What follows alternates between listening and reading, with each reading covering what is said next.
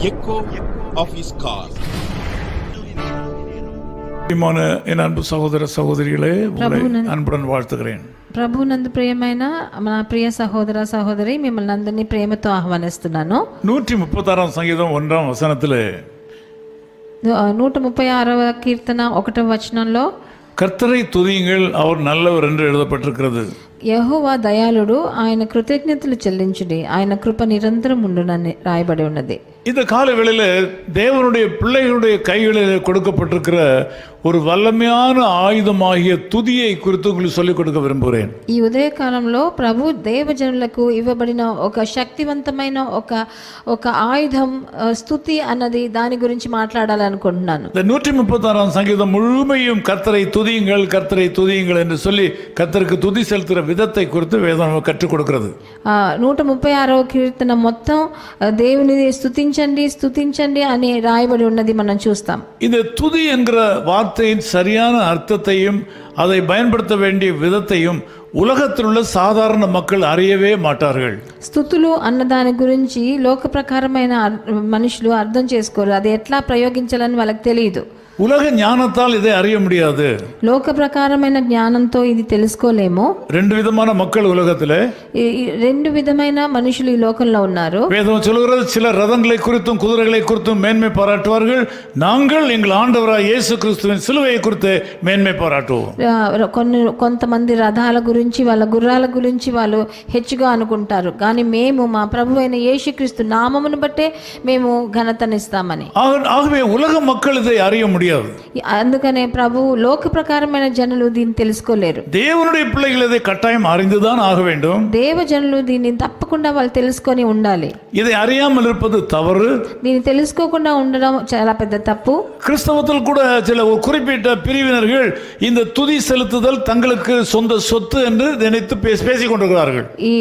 మన క్రైస్తవుల్లో కూడా కొంతమంది ఏమనుకుంటారంటే, ఈ స్తుతులు చెల్లించుట వాళ్ళకొక్కరికే అది తగును అని అనుకుంటున్నారు. இன்னொரு பிரிவினர் இந்த துதி செலுத்துதல் என்பது நமக்கு ஒவ்வாதது, இது மற்றவர்களுக்கு சொல்லி ஆண்டவருக்கு துதி செலுத்தாமல் வாழ்க்கையில் நஷ்டப்பட்டு போகிறார்கள். ఇంకా కొంతమంది క్రైస్తవులు ఇది మనం చేయవలసిన స్తుతులు చెల్లించడం మనకు అవసరం లేదు, ఇది మనకి కాదు అని అనుకుంటున్నారు. ஆனால் தேவ பலத்தை பெற்றுக்கொள்வதற்கு இது ஒரு கால்வாயாக இருக்கிறது. ఇది దేవుని శక్తిని మనం పొందాలంటే స్తుతులు చెల్లించుట ఎంతో ముఖ్యమైనదిగా ఉంది. நீங்கள் అసాధారణమైన ఆశీర్వాదాలను பெற்றுக்கொள்வதற்கு துதி செலுத்துவதுதான் வழி. మీకు అసాధారణమైన ఆశీర్వాదాలు కావాలంటే మీరు స్తుతులు తప్పకుండా చెల్లించాలి. இது தேவ கட்டளை, ఇది దేవుని కట్టడ. இதை நீங்கள் பயன்படுத்தும் போது தேவனை நீங்கள் உங்கள் சூழ்நிலைக்குள் கொண்டு வர முடியும். ఇది మీని ప్రయోగించినప్పుడు మీ పరిస్థితి లోపలికి ప్రభువుని మీరు తెచ్చుకోవచ్చు. நீங்கள் உண்மையாய் ஆண்டவருக்கு துதி செலுத்தும் போது ஆண்டவரை செயல்பட வைக்கிறது உங்களுக்காக. మీరు నిజంగా ఆత్మార్థంగా మీరు స్తుతులు చెల్లించినప్పుడు ప్రభువుని మీరు ఏ పని మీకు చేయాలో అది చేయిస్తారు. మీరు இந்த ஸ்தோத்திரம் என்று சொல்கிற வார்த்தையானது, స్తోత్రం అని చెప్పే మాట இயேசு கிறிஸ்துவுக்கு மாத்திரமே உரித்தானது. అది ప్రభువైన యేసుక్రీస్తుకు మట్టుకే తగును. எந்த மனிதருக்கும் வேறு எந்த தெய்வ அவதாரங்களுக்கும் அது உரித்தானது அல்ல. ఏ మనుషులకో ఏ అవతారాలకో దైవ అవతారాలకో ఇది తగదు. நீங்கள் ஒரு நபரை பார்த்து ஸ்தோத்திரம் என்று சொல்லும்போது, ఒక మనిషిని చూసి మీరు స్తోత్రం అని చెప్పినప్పుడు, என்னையா இவர் ஸ்தோத்திரம் ஸ்தோத்திரம் என்று சொல்கிறார்கள், அர்த்தம் இல்லாமல் பேசுகிறார்கள் என்று சிலர் நினைப்பார்கள். మనుషులు ఏంటి స్తోత్రం స్తోత్రం అని అంటున్నారని అర్థం లేకుండా మాట్లాడుతున్నారు అనుకుంటారు. நீங்கள் யாரையாவது பார்த்து ஸ்தோத்திரம் என்று சொல்லும்போது, మీరు ఎవరినైనా చూసి స్తోత్రం అని చెప్పినప్పుడు, அல்லது ஆகாரத்தை சாப்பிடும்போது ஸ்தோத்திரம் என்று சொல்லும்போது, మీరు ఒక ఆహారం తినేటప్పుడు స్తోత్రం అని చెప్పినప్పుడు, அல்லது ஒரு கஷ்டம் வரும்போது ஸ்தோத்திரம் என்று சொல்லும்போது, మీకు ఒక కష్టం వచ్చినప్పుడు స్తోత్రం అని చెప్పి, அது இயேசு கிறிஸ்துவுக்கே உரித்தானதாக இயேசு கிறிஸ்துவுக்கு நாம் చెల్లుகிறது.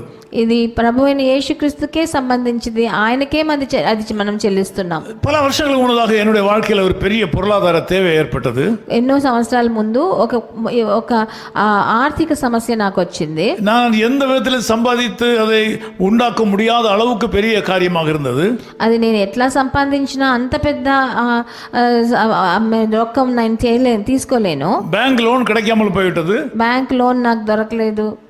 நண்பர்கள் யாரும் உதவி செய்ய முடியாத நிலையில் மாறிவிட்டார்கள். నా స్నేహితులు ఎవరు అంత పెద్ద సొమ్ము నాకు ఇచ్చే అంత తాహత్వాకులే. நான் ஒரு நாள் காலையில இந்த பிரச்சனை வந்தது. எனக்கு மத்தியானத்துக்குள்ளாக ஒரு பெரிய தொகையை ஒருத்தருக்கு கொடுத்தாக வேண்டும். పొద్దున ఒక రోజు పొద్దున నాకు తెలియవచ్చింది మధ్యాహ్నంలోకి చాలా పెద్ద అమౌంట్ లేకపోతే అంత డబ్బులు నేను రెడీ చేయాలని. எனக்கு வேற ஒரு வழியும் தெரியவில்லை. నాకు వేరే ఏ దారి తెలియలేదు. என்னுடைய அறைக்குள் சென்றேன். నా రూమ్ లోకి వెళ్ళాను. நான் ஜெபம் பண்ண எனக்கு வார்த்தையே வரவில்லை. ఆ గదిలోకి వెళ్ళి నేను ఏం మాట్లాడాలో ప్రార్థన చేయాలో నాకు నా నోటంబెట్ట మాట రాలేదు. எந்த வார்த்தையை சொல்லி ஜெபம் பண்ணுவதுன்னு சொல்லி எனக்கு தெரியவில்லை. ఏ మాట చెప్పి నేను ప్రార్థించాలో నాకు అది తెలియలేదు. ஆகவே சரியாக ஏறக்குறைய 3 மணி நேரம் ஜெபிக்க வார்த்தை இல்லாதனால ஸ்தோத்திரம் ஸ்தோத்திரம் ஸ்தோத்திரம் ஸ்தோத்திரம் என்று சொல்லிக்கொண்டே இருந்தேன். నేను 3 గంటల సేపు ఏం చెప్పి ప్రార్థించాలో తెలియకుండా స్తోత్రం స్తోత్రం స్తోత్రం అని 3 గంటల సేపు చెప్పాను. இதை என்னுடைய போதகர் மூத்த போதகர் பாஸ்டர் சுந்தரம் அவர்கள் எனக்கு கற்றுக் கொடுத்தார்கள். నాకు మా సీనియర్ పాస్టర్ అయిన పాస్టర్ సుందరం గారు ఇది నాకు నేర్పించిన. ஜெபம் பண்ண முடியாவிட்டால் நீ முழங்கால் என்று ஸ்தோத்திரம் ஸ்தோத்திரம் என்று சொல்லி கொடுத்தார். నీకు ప్రార్థన చెయ్యలేనప్పుడు నీ మోకాళ్ళ మీద నిలబడి స్తోత్రం స్తోత్రం స్తోత్రం అని చెప్పు అని నేర్పించారు. ஏறக்குறைய 3 மணி நேரத்துக்கு பிறகு 3 గంటల తర్వాత என்னுடைய கதவை தட்டுற சத்தம் கேட்டது. என்னுடைய வீட்டிலே నా తలుపు ఎవరో తట్టారు. நான் కதவை திறந்தேன். నా గది తలుపు తెరిచాను. நீங்கள் ఆశ్చర్యப்படுவீர்கள். మీరు ఆశ్చర్యపడతారు. அந்த நாளிலே ఆ రోజు நான் யாருக்கு నేను ఎవరికి எவ்வளவு பணம் கொடுக்க வேண்டுமோ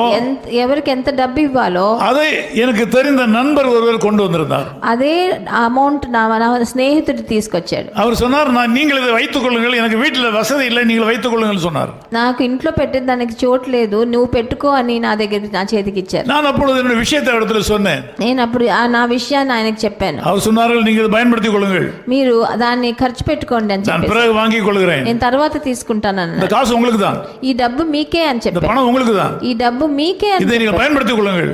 మీరు ఖర్చు పెట్టుకోండి అని చెప్పి. நல்ல வேளை யாராவது ஒருத்தர் எடுத்துக்கொண்டு போய் விடுகிறது தவிர இயேசுநாதருக்கு பயன்படுகிறது என்று சொல்லி அவர் மகிழ்ச்சியோட அதை கொடுத்து விட்டு போனார். నా దగ్గర ఉంటే ఎవరైనా తీసుకెళ్ళిపోతారు, మీ దగ్గర ఉంటే అది ప్రభు అయిన యేసుక్రీస్తుకి ఉపయోగపడుతుందని నా దగ్గరికి ఇచ్చారు. அதை கொடுத்தவர் இன்றைக்கும் உயிரோடு இருக்கிறார். అది ఇచ్చిన మనిషి ఈ రోజు కూడా జీవిస్తున్నాడు. அவரும் இந்த செய்தியை பார்த்து கொண்டு தான் இருப்பார். ఆయన కూడా ఈ నా వచనాన్ని చూస్తుంటాడు. அன்பு சகோதரனே சகோதரியே, ప్రియ సహోదర సహోదరి, துதி ஸ்தோத்திரம் என்று சொல்லப்படுவது பயங்கரமான வல்லமை உள்ளது. స్తుతి స్తోత్రం చెల్లించుట అన్నది ఎంతో భయంకరమైన ఆయుధం. ஸ்தோத்திரம் சொல்லிக்கொண்டே இருங்கள். మీరు స్తోత్రం స్తుతి అని చెప్తూనే ఉండండి. Praise the Lord, praise the Lord, praise the Lord சொல்லிக்கொண்டே இருங்கள். Praise the Lord, praise the Lord, praise the Lord అని చెప్తూ ఉండండి. சாப்பிடும்போது சொல்லுங்கள், అన్నం తినేటప్పుడు చెప్పండి, நடக்கும்போது சொல்லுங்கள், నడిచేటప్పుడు చెప్పండి, கவலைப்படும்போது சொல்லுங்கள், బాధపడేటప్పుడు కూడా தூங்கும்போது சொல்லுங்கள், నిద్రపోయేటప్పుడు కూడా எந்த நேரத்திலும் சொல்லுங்கள். ఏ సమయంలోనా చెప్పొచ్చు. அது ஆண்டவரை உங்கள் வாழ்க்கையின் சூழ்நிலைக்குள் கொண்டு வரும். అది మీరు ప్రభు అయిన యెహోవాని ప్రభువుని మీ జీవిత పరిస్థితిలోకి రప్పిస్తుంది. நீங்கள் ముయற்சித்து பாருங்கள். మీరు ప్రయత్నం చేసి చూడండి, நீங்கள் வெற்றி அடைவீர்கள். మీరు తప్పకుండా విజయం పొందుతారు. ஜெபிக்கலாம். ప్రార్థన చేద్దాం. நேசபிதாவே, உம்மை நன்றியோடு ஸ்தோத்திரிக்கிறோம். ప్రియ తండ్రి, మీకు వందనాలు స్తుతులు. இந்த ஜெபத்திலே கலந்து கொண்டிருக்கிற மக்களை நீர் ஆசீர்வதியும். నాతో ఏకీభవించే ఒక్కొక్కరిని ఆశీర్వదించండి. உம்மை துதிக்கிறதை குறித்த ரகசியத்தை இவளுக்கு சொல்லிக் கொடுத்திருக்கிறேன். మిమ్మల్ని స్తుతించుట ఉన్న రహస్యాన్ని గురించి ఈ రోజు உம்மை నేర్పించండి. துதிக்கிற மக்கள் பெருகட்டும். మిమ్మల్ని స్తుతించే జనులు ఇంకా ఎక్కువ మంది అవని. உமக்கு மகிமையை கொண்டு வரும் மக்கள் பெருகட்டும். మీకు మహిమని తెచ్చే జనులు ఎక్కువ అవ్వాలి తండ్రి. துதி செலுத்துகிற மக்களை நீர் ஒருபோதும் கைவிட மாட்டீன்னு அறிந்திருக்கிறோம். స్తుతి చెల్లించే జనులను మీరు ఒక్క రోజు కూడా చెయ్యి వదలరు నాయన. ஆண்டவர் இந்த மக்களுடைய வாழ்க்கையில அற்புதங்களை செய்வீராக. వాళ్ళందరి జీవితంలో మీరు ఒక పెద్ద అద్భుతాన్ని చేయండి. இயேசு கிறிஸ்துவின் நாமத்தில் ஜெபிக்கிறோம் பிதாவே. ప్రభు అయిన యేసుక్రీస్తు నామమునందు వేడుకుంటున్నాం ஆமென், తండ్రి. ஆமென். ఆమేన్. தாங்கி நடத்தும் தேவ கிருபை எத்தனை ஆச்சரியம், அதை சார்ந்து அனுதினமும் மகிழ்ந்து வாழுகிறேன். அல்லேலூயா, அவர் வல்ல நாமத்தை என்றென்றும் துதித்திடுவேன். அல்லேலூயா, அவர் வல்ல நாமத்தை என்றென்றும் துதித்திடுவேன். His call ministries 10 Muhammad Abdullah 2nd Street, opposite International Cricket Stadium, Chepauk, Chennai 600005, India. Phone 914428528282. Mobile phone and WhatsApp 91 9841271858. Email sam@echoofhiscall.org. Website www.echoofhiscall.org. God bless you.